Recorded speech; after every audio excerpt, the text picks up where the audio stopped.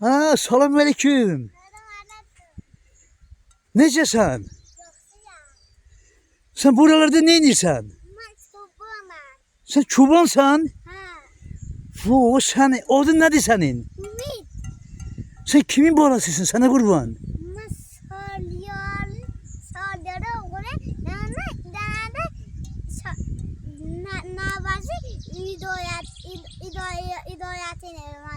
Hidayet ölmezin navası.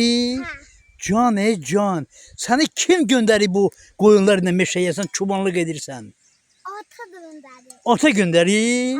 Oo. Sen koyunları saklayabilirsen. Maladestir. Bunlar senin koyunların hamısı.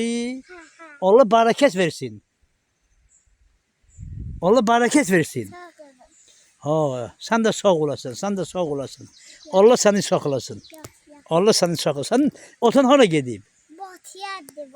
Bakıya gideyim. Niye gideyim? Pul kazanır.